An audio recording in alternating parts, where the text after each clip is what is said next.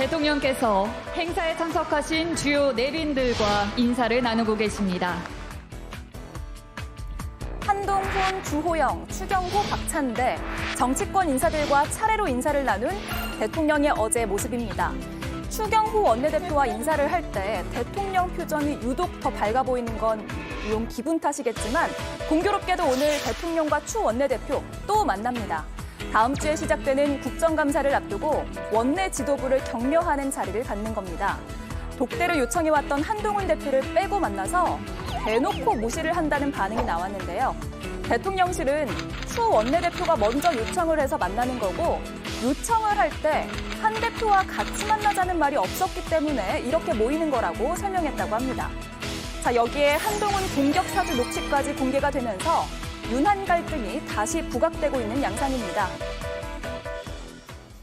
네, 당 대표를 빼고 만찬을 한다. 아니다. 원래 대상도 아니었다. 여러 의견들과 입장이 지금 부딪히고 있습니다. 6시 30분부터인가요? 네, 저는 그렇게 시간을 알고 있고요. 예. 그러니까 이제 저희가 오늘 국정감사 종합 상황실을 이제 운영하기 시작했거든요. 그 말인즉슨 이제 국정감사 시즌이 됐다는 의미죠. 국정감사를 앞두고 여당 지도부, 원내 지도부와 대통령이 만찬하는 거는 뭐 회동을 하는 것은 이례적인 겁니다. 근데 단지 지금 1년의 저희 정치적 국민의힘 정치 상황에서 불필요한 오해가 보일 수 있는 상황인 건 분명하죠. 저도 예. 뭐 그런 지점에 지적을 하신다면 뭐 받아들이겠는데 이런 일정 자체가 뭐 특히 뭐 유별나게 난 건 아니고 의례적인 일정에 의해서 발생했다. 그 점을 말씀드리고 싶습니다. 오늘 추경호 원내대표도 기자들과 만난 자리에서 만찬에 대해서 확대 해석을 좀 말아달라 이렇게 이야기를 했어요. 윤 대통령 만찬은 통상적인 행사이고 정치적인 해석이 덧붙는 것은 하지 않았으면 좋겠다라고 경계하는 모습을 보였는데 지금 한동훈 대표의 입지 때문에 그런 것 같아요. 당 내에서 좀 고립되고 있다는 얘기도 나오지 않나요? 뭐 그렇게 해석하시는 분도 많고 뭐 오늘 만찬 자체가 이제 뭐 재의결 앞두고 뭐 표단속하는 거 아니냐 그런 말씀들을 하시는데 오늘 제가 알기로는 만찬 참석 대상자가 저희 지난번 국민의힘 지도부 참석 만찬 참석자들보다 더 많다고 들었습니다. 네. 인원수가 더 많아졌는데 거기서 나오는 얘기들이 보안이 지켜진다는 보장도 없고 그렇게 내밀하게 할 것 같으면 차라리 소수만 만나시거나 아니면 전체 의원을 다 만나야 표단속의 의미가 맞다고 봅니다. 일부만 만나게 됐을 때 오히려 만나지 못한 분들에 대한 반발감도 더 클 수도 있는 거고요. 뭐 한동훈 대표가 지금 고립된다? 그런 것보다는 원내 분위기상 지금 저희 의원들께서 원내에 계신 의원들께서는 지금 뭐 국감에 더 민생에 더 집중하자 그런 말들이 더 많은 상황이라는 점을 말씀드리겠습니다. 예. 그런데 1년 전에 그러면 어떻게 했느냐 이거 한번 따져봐야 될 것 같거든요. 저희가 사진과 영상을 준비를 했는데 지난해 10월 17일 마찬가지로 국정감사 앞두고 있는 그 시기에 윤 대통령과 국민통합이 그리고 여당의 만찬이 저렇게 대대적으로 큰 규모로 이뤄졌고요. 바로 다음 날 윤석열 대통령이 국민의힘 지도부와 함께 오찬을 하고 산책을 했습니다. 준비가 돼 있나요? 그 영상도 함께 보면 올해와는 좀 사뭇 달라진 것 같아요. 그래서 당시에 이제 김기현 대표였잖아요. 지금 원내 지도부뿐만 아니라 뭐 원내 소속이긴 하지만 김기현 대표와 저렇게 대화를 하는 모습이 주였고 그 뒤에 이제 윤재혁 원내대표나 다른 원내 인사들이 함께 했던 모습도 저게 지난해 10월 18일의 모습입니다. 그래서 올해는 한동훈 대표가 빠졌기 때문에 해석이 이렇게 저렇게 나오는 건 당연할 수밖에 없어요. 그렇죠. 뭐 한동훈 대표 체제와 김기현 대표 체제를 비교한다면 뭐 냉탕과 열탕 그 정도라고 볼 수 있을 것 같은데 아까 추경호 원내대표가 이런 것을 그 통상적 행사라고 말하지 않았습니까? 예.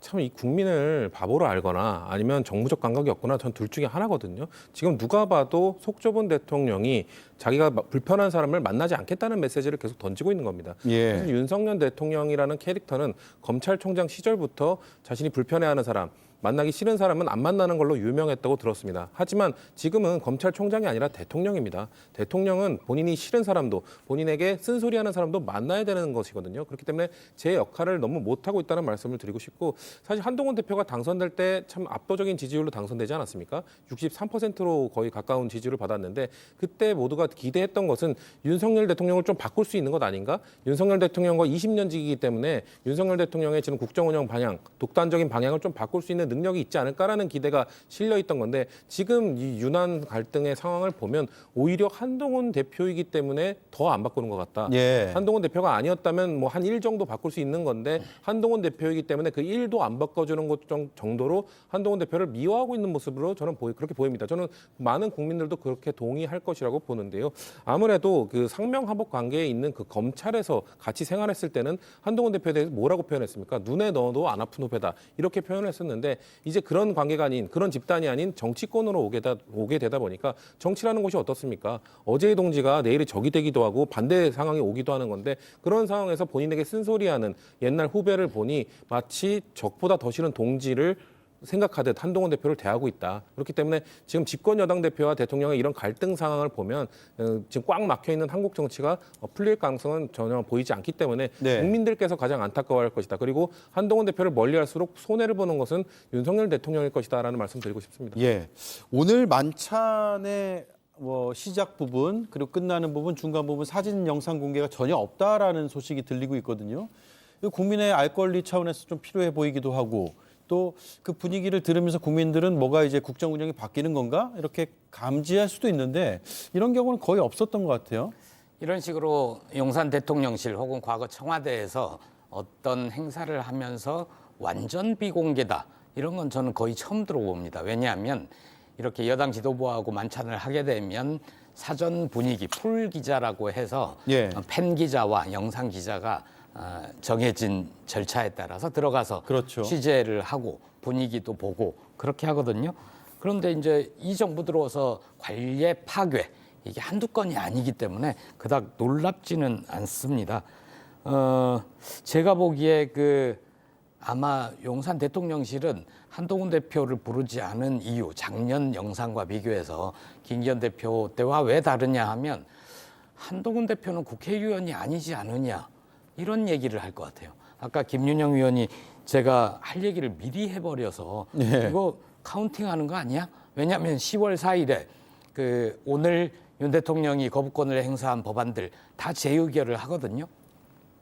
전 조심스럽게 200석 가결될 수도 있다고 봅니다. 예. 왜냐하면 한동훈 대표가 오늘도 초청을 받지 못해서 계속 이런 식이면 곤란한데 한 199, 198 정도로 한번 숫자를 맞춰볼까? 이런 유혹에 시달릴 거고 그 숫자가 딱 맞으면 좋은데 어쩌다가 한두 명 정도가 갑자기 생각이 바뀌어서 정말 정통 보수를 살려야 돼 이러면서 찬성표를 던져버리면 200석이 될 수도 있는 겁니다. 예. 특히 그게 최상병 건이건 특검이건 아니면 김건희 종합특검법이든 둘 중에 하나는 200석을 달성해서 우연히 사고를 가장해서 통과될 수도 있지 않을까 저는 조심스럽게 이렇게 전망합니다. 미필적 고의로 8표 이상의 이탈표가 나올 수도 있다. 네. 그렇게 보세요? 알겠습니다.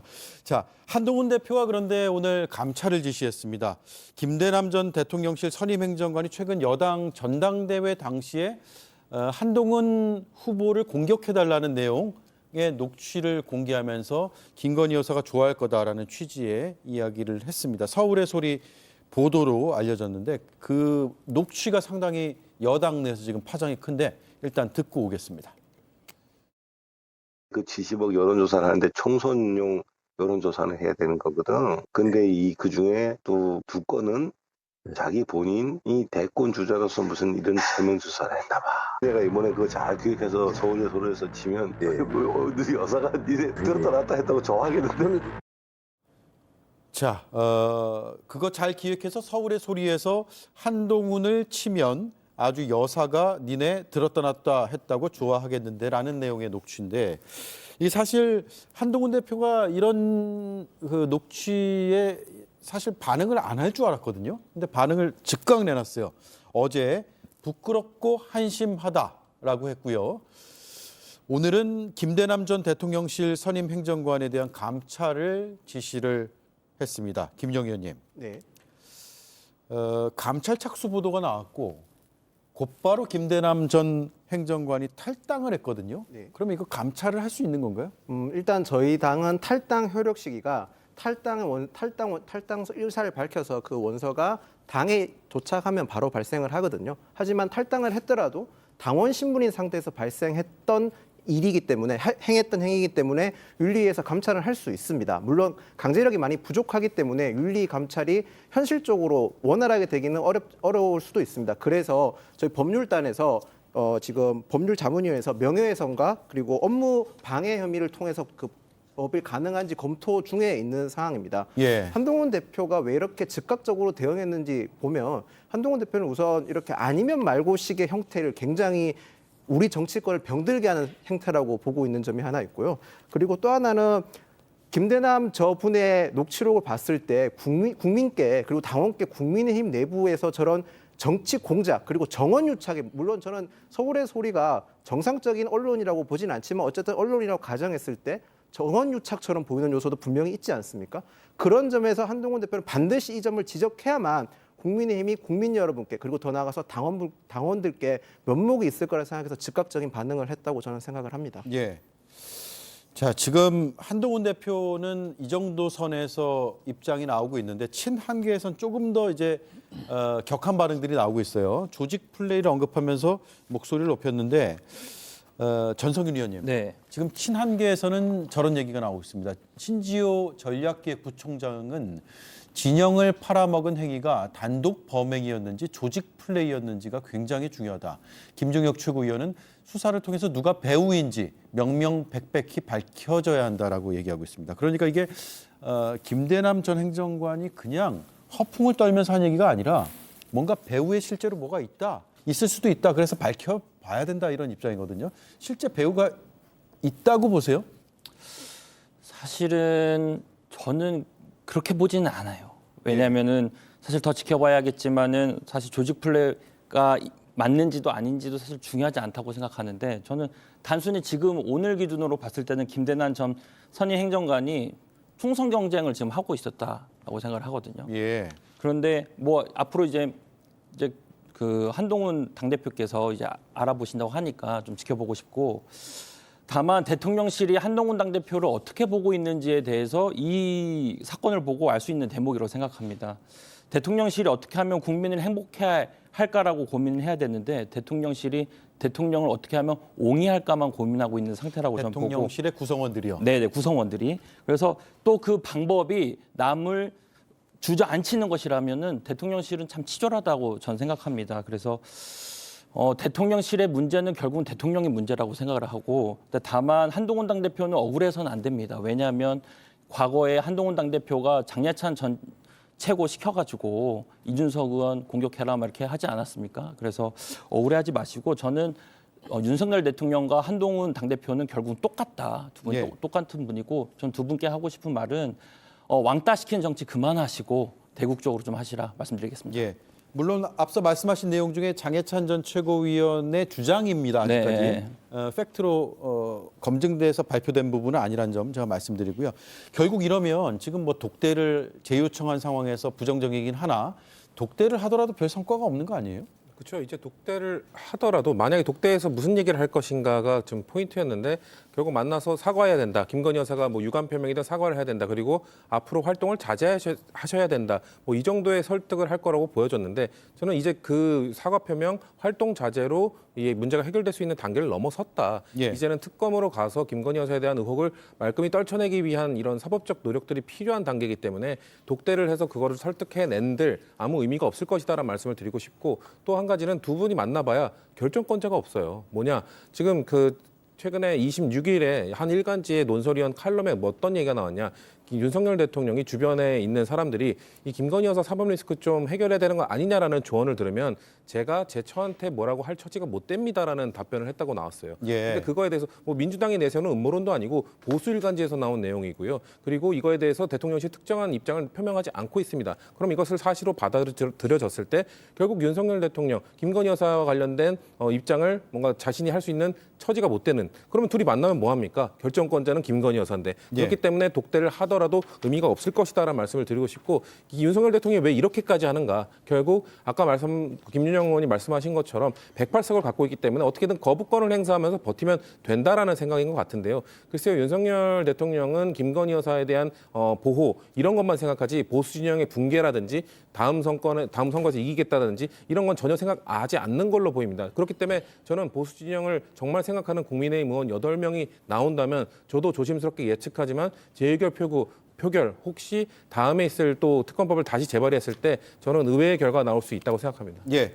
자, 1분씩 이제 드릴게요. 김보엽 위원님, 김윤영 의원님. 제가 김윤영 의원 먼저 드릴게요. 오늘 발표된 차기 대통령 적합도 조사가 나왔습니다. 제가 이걸 보면서 질문을 왜 준비했냐면 지금 결국은 한동훈 대표 입장에서는 여론 그리고 자신에 대한 그 대중들의 지지도가 가장 큰 힘이 될 수가 있는데 큰 반등의 계기는 못 삼고 있다는 생각이 들고 그 기회가 아직은 못 잡은 건지 안 온 건지 없는 건지 모르겠으나 큰 차이로 지금 벌어져 있다라는 것이죠. 어떻게 봐야 될까요? 저 여론조사를 보기 전에, 그러니까 저 해당 같은 여론조사에서 정당 지지율을 보면 큰 차이가 민주당과 국민의힘이 큰 차이가 나지 않습니다. 예. 그 말인즉슨 국민 여러분께서 보수 진영 측에서 저희를 외면한 것이 아니라 저희에게 지금 작금에 벌어지고 있는 국민의힘과 대통령실의 갈등이라든지 또는 지금 국정 운영에 대한 모든 행태에 대해서 한동훈 대표가 대표로 그냥 매를 맞았다. 저는 그렇게 보는 게 맞다고 생각을 합니다.